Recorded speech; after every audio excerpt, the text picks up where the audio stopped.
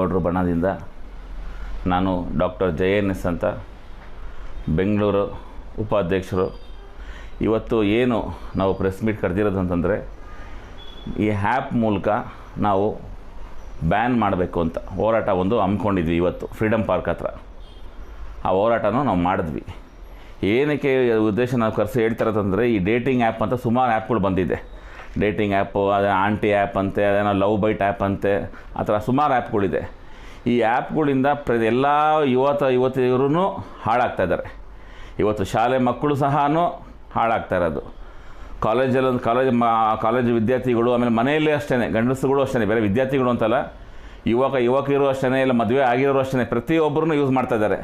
ಆ್ಯಂಟಿ app ಅಂತೆ, ಅದೇನೋ uncle app ಅಂತೆ, ಅದೇನೋ ಲವ್ ಆ್ಯಪ್ ಅಂತೆ, ಅನೇಕ ರೀತಿ ಆ್ಯಪ್ಗಳು, ಮತ್ತು ಆನ್ಲೈನ್ ಅದೇನೋ ಗೇಮ್ಗಳಂತೆ.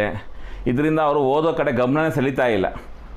ಎಲ್ಲರ ಕಡೆಯಿಂದಲೂ ಸುಮಾರು ಏನಾಗಿದೆ, ಈಗ ಕಳ್ತನಗಳು ಜಾಸ್ತಿ ಆಗ್ತಾ ಇರೋದು.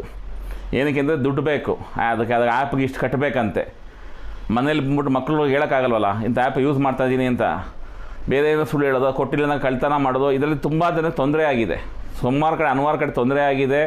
ಎಲ್ಲ ವಿದ್ಯಾರ್ಥಿಗಳು ಗಮನವೂ ಓದೋ ಕಡೆ ಸೆಳಿತಾನೆ ಇಲ್ಲ. ಮುಂಚೆ ಇರೋಂಥ ಸ್ಟೂಡೆಂಟ್ಗಳು ಓದೋದಾಗಲಿ, ಆ ಥರ ಪರ್ಸೆಂಟೇಜ್ ನೀವು ಎಲ್ಲೇ ನೋಡಿದ್ರೂ ಇವತ್ತು ಎಲ್ಲ ಕಡೆನೂ ಅದು ಕಮ್ಮಿ ಇದೆ. ಆ ಒಂದು ಮೂಲಕ ಇವತ್ತು ನಾವು ಕರ್ನಾಟಕ ರಕ್ಷಣಾ ವೇದಿಕೆ ಶಿವರಾಮೇಗೌಡರ ಬಣದಿಂದ ನಾವು ಮಾತಾಡೋ ಒಂದು ಯೋಚನೆ ಮಾಡಿದಾಗ ಈ ಆ್ಯಪ್ ಮೂಲಕ ಅನೇಕ ಜನರಿಗೆ ತೊಂದರೆ ಆಗ್ತಾಯಿದೆ, ಮತ್ತು ವಿದ್ಯಾರ್ಥಿಗಳೆಲ್ಲ ಹಾಳು ಮಾಡ್ತಾಯಿದೆ. ಅನೇಕ ಜನ ಇದರಿಂದ ಏಡ್ಸ್ಗಳು ಹೆಚ್ಚಾಗ್ತಾ ಇದೆ. ಹಿಂಗೇ ಹೋಗ್ತಾ ಇದ್ದರೆ ಅಲ್ಲಿ ಇಲ್ಲಿ ಇಬ್ಬರು ಅಂತ, ಅದರಲ್ಲಿ OR ರೂಮು, ಆ ರೂಮು, ಈ ರೂಮು ಅಂದ್ಕೊಂಡು ಈ ಆ್ಯಪ್ಗಳನ್ನ ಆನ್ಲೈನ್ ಬೆಟ್ಟಿಂಗ್ ಥರ ದಂಧೆ ಆಗ್ಬಿಟ್ಟಿದ್ದು ಇದೊಂದು. ಇದನ್ನು ನಿಲ್ಲಿಸಬೇಕು ಅಂತಲೇ ಇವತ್ತು ನಮ್ಮ ರಕ್ಷಣಾ ವೇದಿಕೆ ಶಿವರಾಮೇಗೌಡರ ಬಣದವರು ಇವತ್ತು ನಾವು ಹೋರಾಟ ಮಾಡಿದ್ವಿ. ಫ್ರೀಡಮ್ ಪಾರ್ಕ್ ಹತ್ರ ಯಶಸ್ವಿ ಆಗಿದೆ. ನಾವು ಮುಖ್ಯಮಂತ್ರಿಗಳ್ನ, ಸರ್ಕಾರ ಕೇಳೋದಿಷ್ಟೇ, ದಯವಿಟ್ಟು ಈ ಆ್ಯಪ್ಗಳನ್ನೆಲ್ಲ ನೀವು ಬ್ಯಾನ್ ಮಾಡಬೇಕು. ಏನಕ್ಕೆ ಬ್ಯಾನ್ ಮಾಡಬೇಕು ಅಂತ, ಇದರಿಂದ ಎಲ್ಲ ವಿದ್ಯಾರ್ಥಿಗಳು, ಯುವಕರುಗಳು ಸುಮಾರು ಕರ್ನಾಟಕದಲ್ಲಿ ಎಲ್ಲ ಹಾಳಾಗ್ತಾ ಇದ್ದಾರೆ. ಸೊ ಈ ಆ್ಯಪ್ನ ನೀವು ದಡಿದ್ರೆ ಅವ್ರ ಬಗ್ಗೆ ಗಮನ ಕೊಡ್ತಾರೆ. ಮನೇಲಿ ನಾನು ಹೇಳೋದಿಷ್ಟೇ ಎಲ್ಲರಿಗೂ, ನಿಮ್ಮ ಮಕ್ಕಳ ಕೈಯಲ್ಲಿ ಫೋನ್ಗಳನ್ನ ಕೊಡೋಕೆ ಹೋಗಬೇಡ್ರಿ.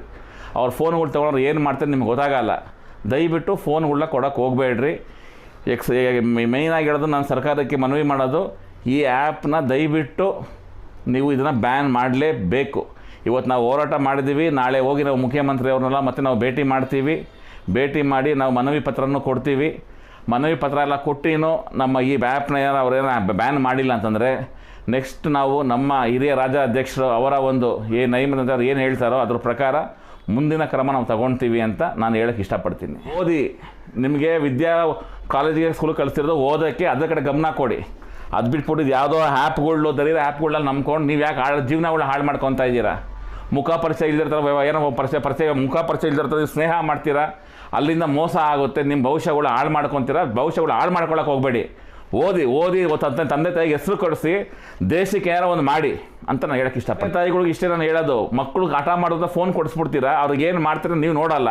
ಆಮೇಲೆ ನನ್ನ ಮಗಳಿಗೆ ಮೋಸ ಆಯಿತು, ನನ್ನ ಮಗಳಿಗೆ ಮೋಸ ಆಯಿತು, ಅನ್ಯಾಯ ಆಯಿತು ಅಂತ ಬಂದು ಹೇಳ್ತಿರೋದು. ಅನ್ಯಾಯ ಮಾಡೋದು ಮೊದಲನೇ ಕಾರಣ ವಿಷಯಗಳು ನೀವು ಯಾವ ಮೊಬೈಲ್ ಕೊಟ್ಟಿದ್ರೆ ನೋಡೋದು, ಅದನ್ನು ಕೊಡಬೇಡ್ರಿ. ಕೊಟ್ಟಾಗ ಗಮನ ಕೊಡ್ರಿ, ಅವ್ರು ಏನು ಮಾಡ್ತಾ ಇದ್ದಾರೆ, ಏನು ಮಾಡ್ತಾ ಇಲ್ಲ ಅಂತ. ಮೊಬೈಲ್ ಸದ್ದನ್ನ ನಾವು ತಡೆಯೋಕ್ಕೆ ಏನಾಗಲ್ಲ, ಯಾಕಂದ್ರೆ ಮೊಬೈಲಲ್ಲಿ ಅದು ಒಳ್ಳೆಯದು ಇದೆ, ಕೆಟ್ಟದ್ದು ಇದೆ.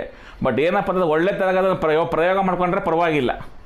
ಇವರು ಒಳ್ಳೆ ಥರ ಮಾಡ್ತಾಯಿಲ್ಲ. ಈ ಅನೇಕ ಆ್ಯಪ್ಗಳನ್ನ ಬಿಟ್ಟಾಗಿದ್ದು ಅದು ಕಾಟನ್ ಫೈಟ್ ಅಂತ, ಅದು ಕಾಟನ್ ಬೊಂಬೆಗಳು ಇದಾರೆ, ರೊಮ್ಯಾನ್ಸ್ ಅಂತೆ, ಈಗ ಅದೇನು ಆ್ಯಪ್ ಅಂತೆ. ಇದೆಲ್ಲ ಮಾಡಿದಾಗ ಗೊತ್ತಿಲ್ಲದಿರೋದು ಗೊತ್ತಾಗುತ್ತೆ. ಈ ಥರನೂ ಇದೆಯಾ ಮಾಡಿ ನೋಡೋಣ ಏನಾಗುತ್ತೆ ಅಂತ. ಅದರಿಂದ ಏನಾಗುತ್ತೆ, ಮುಖ ಪರಿಚಯ ಇಲ್ದಿರೋ ವ್ಯಕ್ತಿಗಳು ಬೇರೆ ದೇಶದಲ್ಲಿ ಬಂದು ಇಲ್ಲಿರೋರೆಲ್ಲ ಕನೆಕ್ಟಿವಿಟಿ ಆಗ್ತಾರೆ. ಸರಿ, ಯಾವ ವಿದ್ಯಾರ್ಥಿ ಕೊಟ್ಟರು ತಪ್ಪೇನೆ. ನಾನು ಹೇಳೋದು ಏನಪ್ಪ ಅಂದರೆ, ತಂದೆ ತಾಯಿ ಮೊಬೈಲ್ ಕೊಡೋದು ತಪ್ಪಂತಲ್ಲ, ಸರ್ಕಾರ ಇಂಥ ಆ್ಯಪ್ಗಳನ್ನ ಬ್ಯಾನ್ ಮಾಡಬೇಕು. ನಿಮ್ಮ ಮಕ್ಕಳು ಬಂದ್ಬಿಟ್ಟು ಸ್ಕೂಲಲ್ಲಿ ನಿಮಗೆ ಪೋಷನ್ಸಲ್ಲಿ ಆಲ್ಮೋಸ್ಟ್ ಮೊಬೈಲಲ್ಲಿ ಕಳಿಸ್ಕೊಡ್ತಾರಲ್ವ, ಟೈಮಿಂಗ್ ಇರುತ್ತಲ್ವ, ಜೊತೆ ಕುಂತ್ಕೊಳ್ಳಿ, ನೀವು ಸ್ಪೆಂಡ್ ಮಾಡಿ ಟೈಮ್ನ. ನೀವು ಕೊಟ್ಬಿಟ್ಟು ನೀವು ಧಾರಾವಾಹಿ ಅಲ್ಲಿ ನೋಡೋ ಬದಲು ನಿಮ್ಮ ಜೊತೆ ಕುತ್ಕೊಬೇಕು. ನೋಡಿ ನಿಮ್ಮ ಮಗ ಏನು ಮಾಡ್ತಾ ಇದ್ದಾನೆ, ಏನು ಕೆಲಸ ನೋಡ್ತಾ ಇದ್ದಾರೆ ಅಂತ. ಅವ್ರಿಗೊಂದು ಭಯ ಇರುತ್ತಲ್ವ, ಜೊತೆ ನಮ್ಮ ತಂದೆ ತಾಯಿ ಇದ್ದಾರೆ, ನಾವು ಬೇರೆ ನಮಗೇನು ಇದೆಯೋ ಸ್ಕೂಲ್ ಬಗ್ಗೆ ಅಲ್ಲಿ ಕಾಲೇಜ್ ಬಗ್ಗೆ ಅದಷ್ಟು ಮಾತ್ರ ನೋಡೋಣ ಅಂತ ಒಂದು ಭಯ ಇರುತ್ತೆ. ನಾವೇನು ಮಾಡ್ತೀವಿ, ಕೊಟ್ಬಿಟ್ಟು ನಮ್ಮ ಕೆಲಸ ಮಾಡ್ಕೊಂಡು ಎಲ್ಲೋ ಇರ್ತೀವಿ. ಅವರು ಪೋಷನ್ಸ್ ಏನು ನೋಡ್ತಾನೋ, ಬೇರೆ ಏನು ನೋಡ್ತಾನೋ ನಮಗೇನು ಗೊತ್ತಾಗುತ್ತೆ. ತಂದೆ ತಾಯಿಗಳು ದಯವಿಟ್ಟು ಮನೆಯಲ್ಲಿ ನೀವು ಮೊಬೈಲ್ಗಳು ಕೊಡ್ಬೇಕಾದ್ರೆ ಜೊತೆ ಇರ್ರಿ, ನೋಡಿ, ಅವ್ರಿಗೂ ಒಂದು ಭಯ ಅನ್ನೋದಿರಲಿ, ಶಿಸ್ತು ಅಂತ ಕಲಿಸಿ ಮೊದಲು ಅಂತ ನಾನು ಹೇಳೋದು. ನಾನು ಶಿಕ್ಷಕರಿಗೆ ಏನು ಹೇಳೋದು ಅಂತಂದರೆ, ನೀವುಗಳು ಮೊಬೈಲಲ್ಲಿ ನೀವು ಪೋಷನ್ಸ್ ಏನೋ ಕಳಿಸಿದಾಗ ಅದನ್ನು ಅವ್ರ ತಂದೆ ತಾಯಿಗೂ ಒಂದು ಇನ್ವಿಟೇಷನ್ ಕೊಡಿ, ಕಳಿಸಿದ್ದೀವಿ ಅಂತ. ಪ್ಲಸ್ ನಿಮ್ಮ ಕಣ್ಣಲ್ಲಿ ಮೊಬೈಲ್ಗಳು ಸುಮಾರು ಜನ ಸ್ಕೂಲ್ಗಳಿಗೆ ಮೊಬೈಲ್ಗಳು ತೊಗೊಂಡು ಹೋಗ್ತಾ ಇದ್ದಾರೆ. ಅಂಥ ಯಾರೋ ನಿಮ್ಮ ಕಣ್ಣಿಗೆ ಕಂಡು ಬಂದರೆ ಆ ಮೊಬೈಲ್ನ ಈಸ್ಕೊಂಡು ಅವ್ರ ತಂದೆ ತಾಯಿನ ಕರೆದು ಹೇಳಿ, ತಿಳುವಳಿಕೆ ಈ ಥರ ಇಂಥ ವಯಸ್ಸಲ್ಲಿ ಮೊಬೈಲ್ಗಳು ಕೊಡೋಕೆ ಹೋಗಬೇಡಿ ಅಂತ ಹೇಳಿ. ಒಂದು ಫಂಕ್ಷನ್ ಮಾಡಿದಾಗ ನೀವುಗಳೇ ಮೊಬೈಲ್ ಕೊಡ್ತೀರಾ, ಫೋಟೋ ಹಿಡೀರಿ, ಇನ್ನೊಂದು ಹಿಡೀರಿ ಅಂತ. ಬೇಡ, ಅದನ್ನು ಆ ತಪ್ಪನ್ನ ಮಾಡೋಕ್ಕೆ ಹೋಗ್ಬೇಡಿ. ಯಾಕಂದರೆ ಗುರು ಶಿಷ್ಯರನ್ನ ತಿದ್ದಬೇಕು. ಯಾಕಂದರೆ ಶಿಷ್ಯರು ಬರೋದು ಗುರುಗಳ ಹತ್ರ, ತಂದೆ ತಾಯಿನಕ್ಕಿಂತ ಮುಖ್ಯ ಬರೋದು ಗುರುಗಳು. ನೀವುಗಳೇ ಅವ್ರನ್ನ ತಿದ್ದಬೇಕು. ನೀವುಗಳೇ ಅವ್ರನ್ನ ತಿದ್ದಿಲ್ಲ ಅಂತಂದರೆ ಇನ್ಯಾರು ತಿದ್ತಾರೆ? ಸ್ಕೂಲಲ್ಲಿ ಎಷ್ಟು ಜನ ಮೊಬೈಲ್ಗಳು ತೊಗೊಂಡೋಗ್ತಾರೆ, ಅದು ನೋಡ್ತಾರೆ, ನೋಡಿದ್ರು ಸುಮ್ಮನೆ ಆಗ್ತಾರೆ. ಸುಮ್ಮನೆ ಆಗಬೇಡಿ. ಕರೀರಿ ನಿಮ್ಮ ಪೇರೆಂಟ್ಸ್ನ, ಕರೆದುಬಿಟ್ಟು ಮೊಬೈಲ್ನ ಇಟ್ಕೊಳ್ಳಿ. ಅವ್ರ ತಂದೆ ತಾಯಿ ಬಂದಾಗ ಹೇಳ್ಬಿಟ್ಟು ಹೇಳಿ ಮೊಬೈಲ್ ತರಂಗಿಲ್ಲ ಅಂತ. ಅದನ್ನು ಫಸ್ಟ್ ಆಫ್ ಆಲ್ ಸ್ಕೂಲಲ್ಲಿ ಮೊಬೈಲ್ ತೊಗೊಂಡೋಗೋದೇ ಬ್ಯಾನ್ ಮಾಡಿಸಿ. ನೀವೇನೋ ಅವ್ರಿಗೆ ಪೋಷನ್ಸ್ ಕಳಿಸ್ಕೊಡ್ತೀರಾ, ತಂದೆ ತಾಯಿಗೆ ಫೋನ್ ಮಾಡಿ ಹೇಳಿ. ನಿಮ್ಮದು ಹೆಂಗಿರೋ ಪೇರೆಂಟ್ಸ್ ನಂಬರ್ ಇರುತ್ತಲ್ವ, ಅವ್ರೊಂದು ಮಾತು ಹೇಳಿ, ಈ ಥರ ಪೋಷನ್ಸ್ ಕಳಿಸ್ತಿದ್ರೆ ಆ ಪೋಷನ್ಸ್ ಮಾತ್ರ ಗಮನ ಕೊಡಿಸಿ ಅಂತ ಹೇಳೋದು. ಸ್ಕೂಲ್ಗಳಲ್ಲಿ ಮಕ್ಕಳುಗಳನ್ನ ಫೋನ್ ತರೋದನ್ನೆಲ್ಲ ನೀವು ನಿಲ್ಲಿಸಿ ಅಂತ ನಾನು ಹೇಳ್ತೀನಿ. ಎಲ್ರಿಗೂ ನಮಸ್ಕಾರ.